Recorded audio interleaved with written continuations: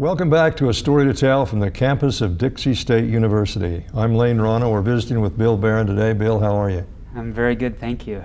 Well, welcome to the show. Thanks for the opportunity. It's How great to far be did you here. drive to get here?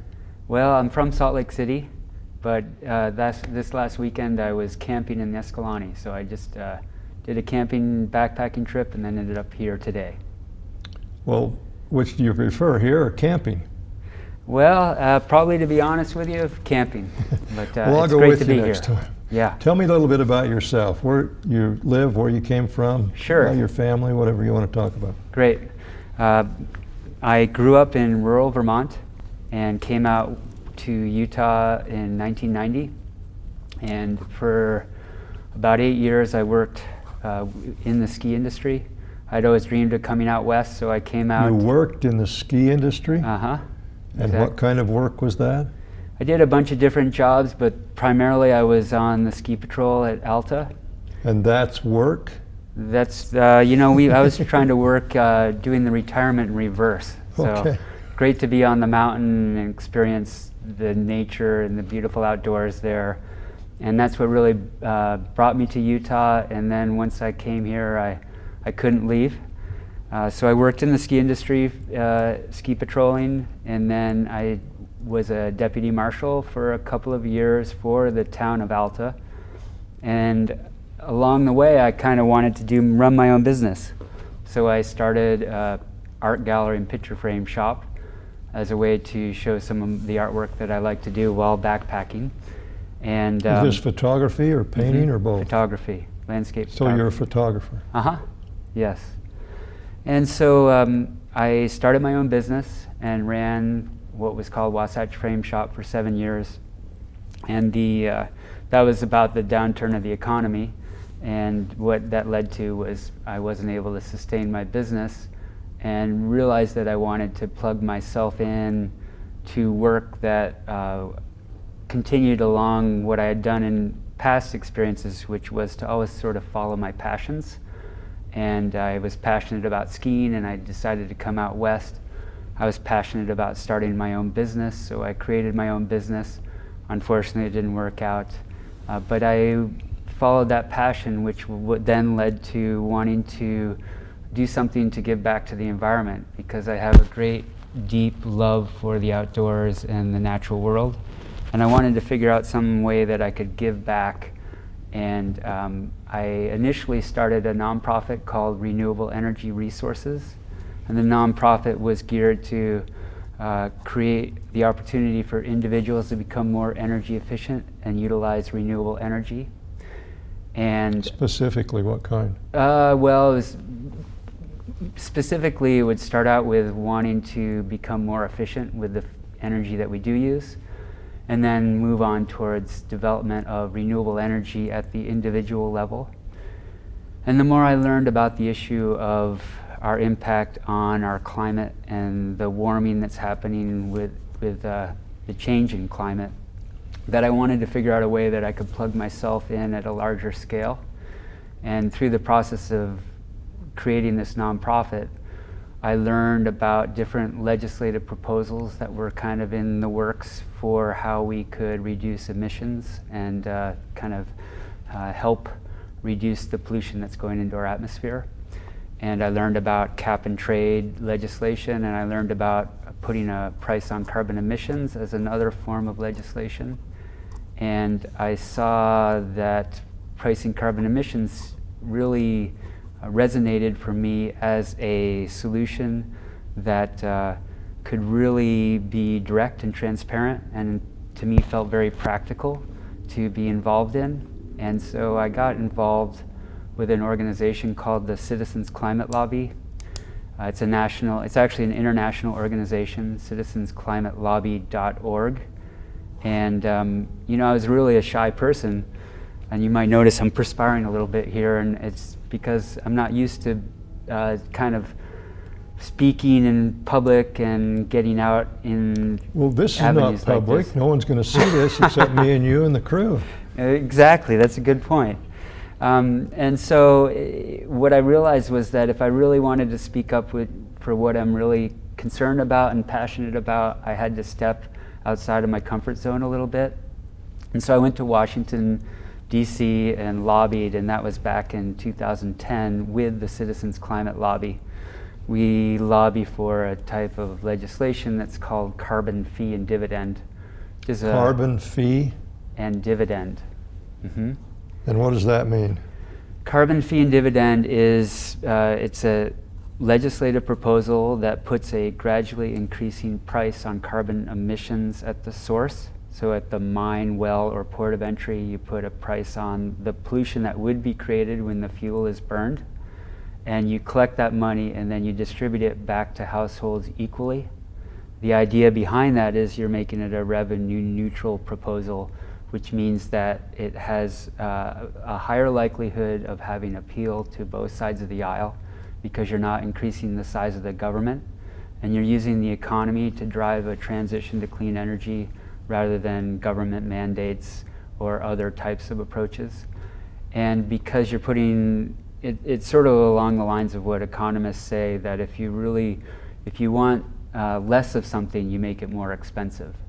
And so I was really drawn to carbon fee and dividend because, as I see it, right now when we pay for our fuel at the pump, we're paying a price that doesn't really account for its true cost.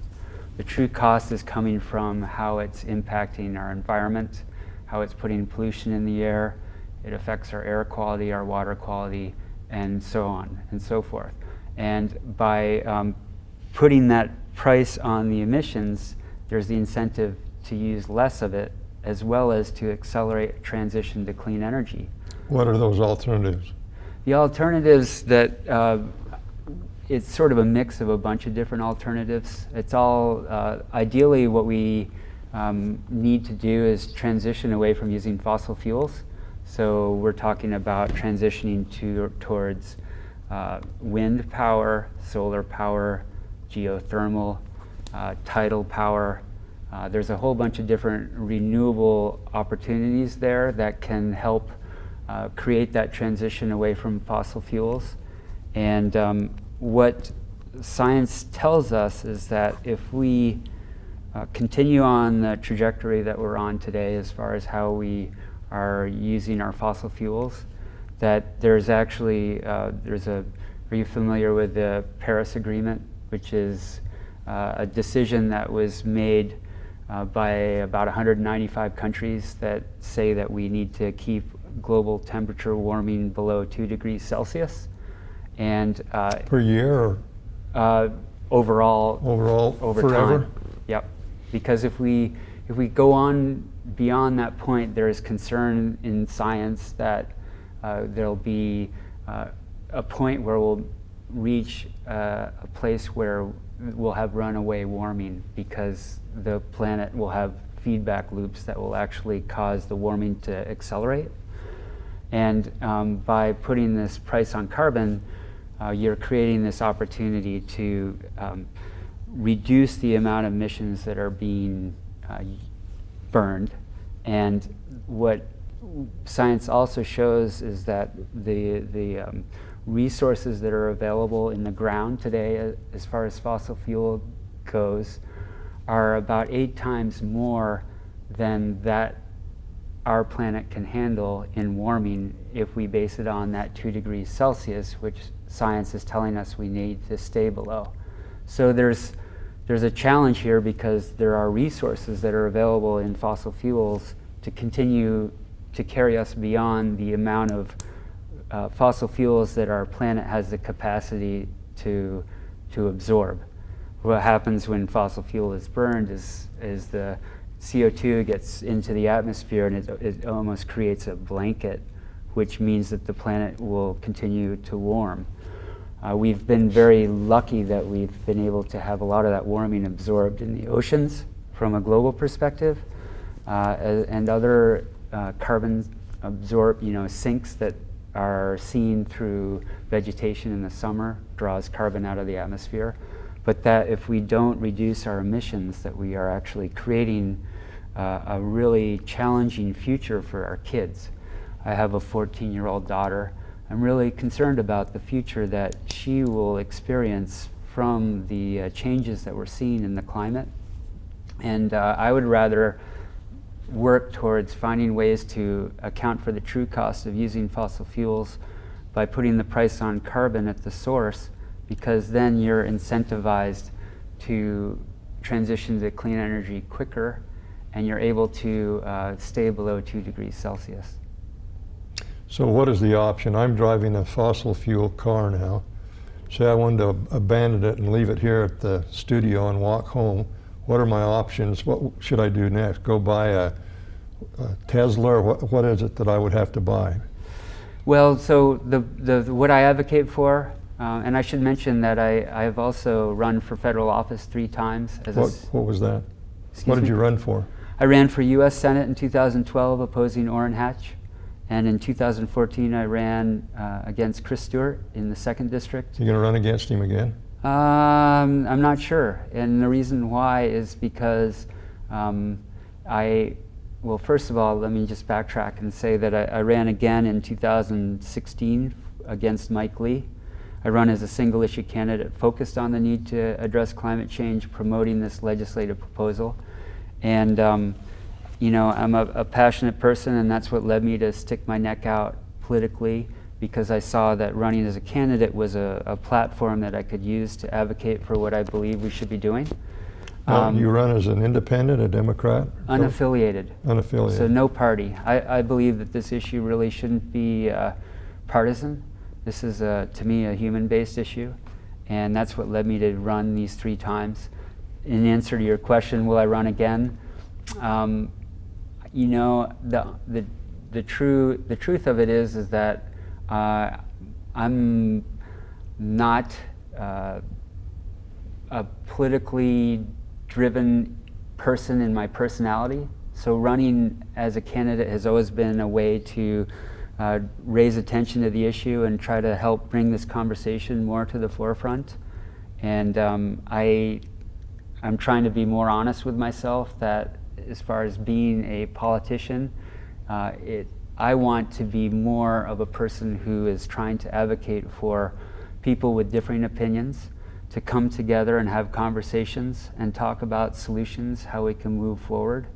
And when I get on the political track, because of all the animosity it feels that there is between different perspectives in the political environment, that I'm thinking that I may continue to try to work towards being a communicator of the importance of coming together as a people to speak up for ways to find solutions on these issues that affect us all. How do you get on the ballot if you're unaffiliated? To get on the ballot, it depends on which race you're in. When you're running for U.S. Senate, it's you have to collect 1,000 signatures. Is that all? Mm-hmm. And you petition to get on the ballot as an unaffiliated candidate. And you need those signatures as that petition, and so they're verified by the county clerk. And then those signatures have to be submitted by a certain deadline in March of the election year, along with a fee, which is about $1,400 for U.S. Senate. And then when you run for Congress, it's 500 signatures in the district, and the fee is, I can't remember what that fee was exactly, but it's a little less. So statewide it's a little more, but I've heard this bill they've passed about the parties getting signatures or going through the party caucuses. Why do they have to get a lot more signatures for a party affiliation? Do you know? I've always been focused as an unaffiliated candidate, and because of that, I'm not sure of the nuances to why they have those parameters as far as the numbers that you need. I think that it's a higher number because you're trying to be able to avoid being in a convention, where for running as an unaffiliated candidate, you're actually, once you collect the signatures and pay that fee, you know that you're going to be in the general election in November, where you don't have to go through a convention process. Now, another reason why I'm not sure that I would run again is because I also know that the reality of running a campaign where you are trying to end up in Washington, D.C., you can't run as a single issue candidate. And I've always been focused on the single issue because I believe that addressing climate change is the single most important issue that we should be working together to find solutions for, and that using that campaign as the platform to discuss that issue felt very effective to me.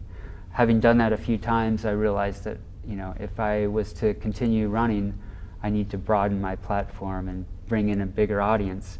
And then I have to be truthful to myself. Am I more effective in Washington as somebody whose passion is not necessarily being a politician, but whose passion is about trying to figure out how people can come together to find solutions? And I think I may be able to find that outside of politics. You mentioned your daughter. Tell me about your family. I was divorced when my daughter was young, she was 1 year old when that happened, and I love my daughter a great deal.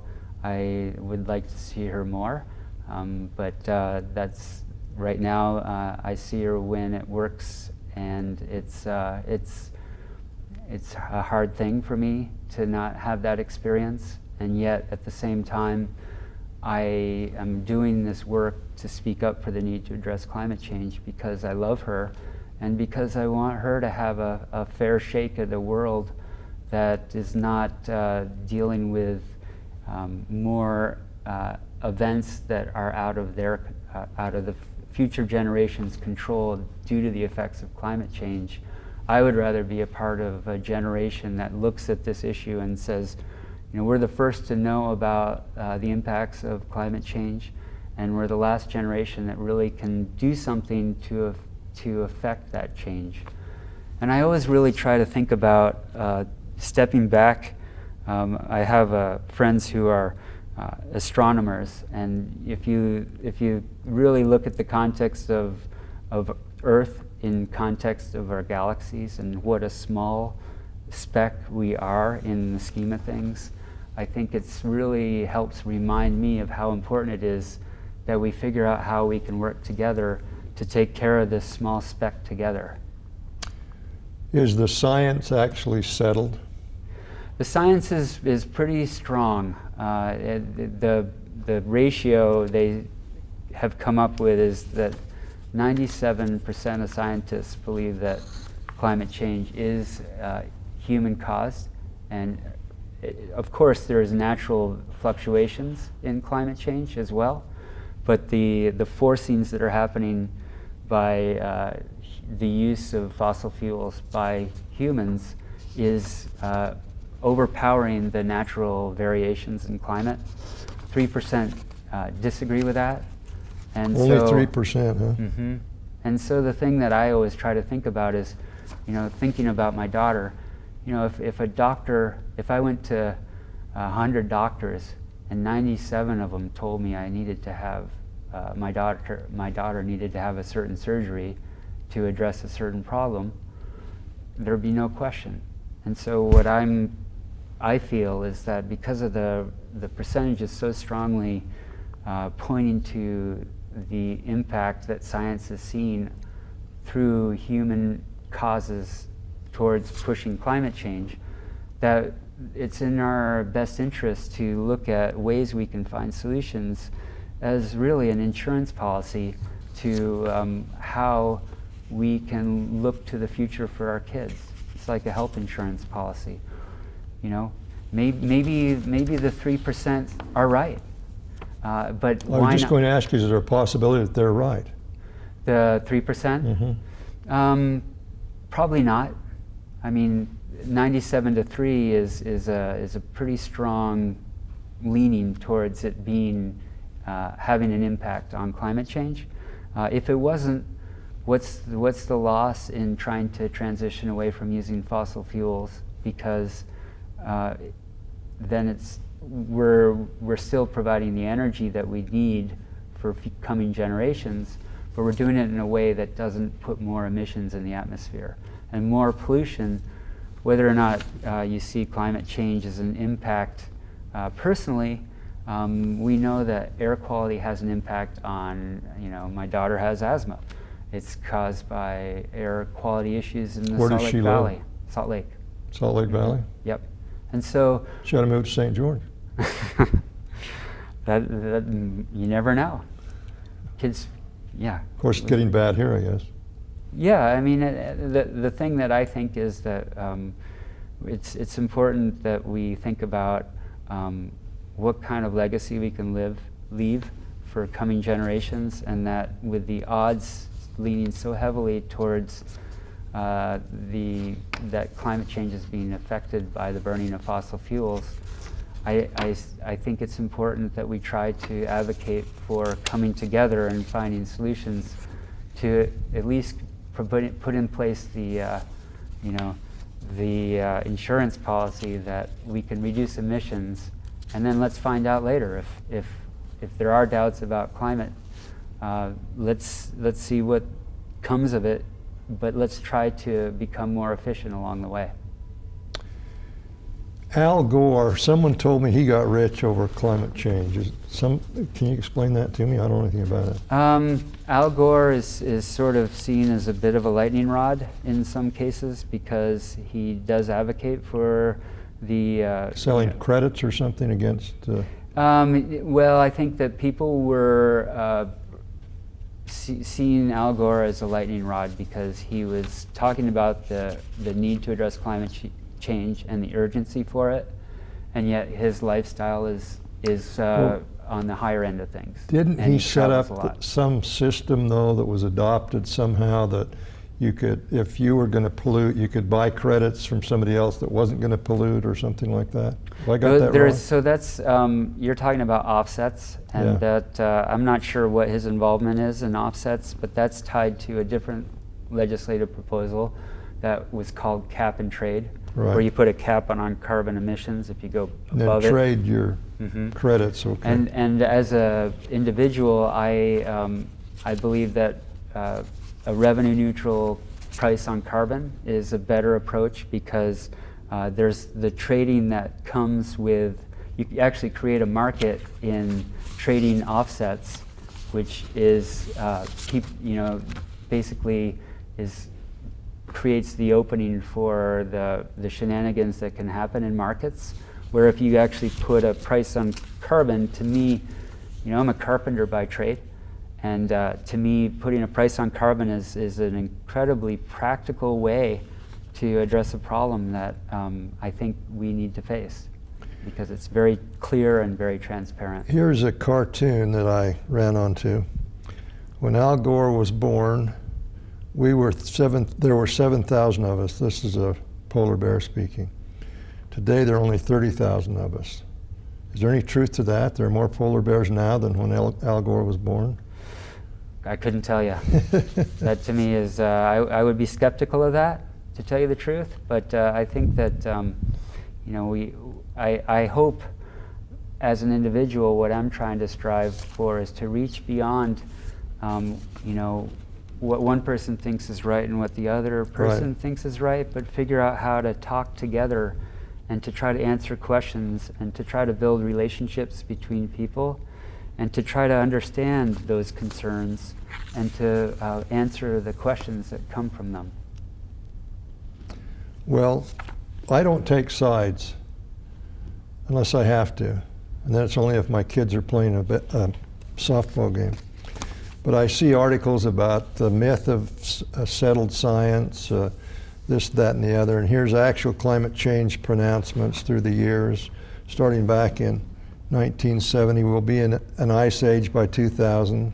Global cooling will cause a world war by 2000, et cetera, et cetera, et cetera. The science is settled. Global warming will cause more hurricanes, and on and on and on. So I guess there are opinions on all sides. Oh yeah, absolutely. Yep. And for me, what it boils down to, I think, is that I believe it's critical for all of us to follow our passions for what we believe is important and to stand for what we believe in, and also to speak up for what's important and share that, but do it in a very respectful way, and to what I love about the work that I do with the Citizens Climate Lobby is we are trying to foster relationships with people that we... Good luck. Yeah, exactly. Foster relationships and be for something rather than against.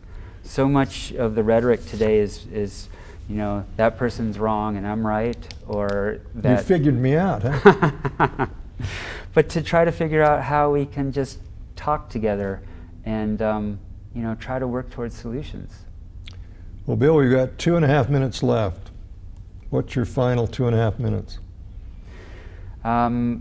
Well, I guess I would say once again that I think it's really important for people to stand for what they believe in, to be able to say, to step outside of their comfort zone if it's something that's really important to them. I've found it to be incredibly rewarding for me personally. I've seen breakthroughs in who I am as a person by being willing to speak up for what's important to me. And I think it's a really wonderful way to live, and I encourage other people to speak up in that way.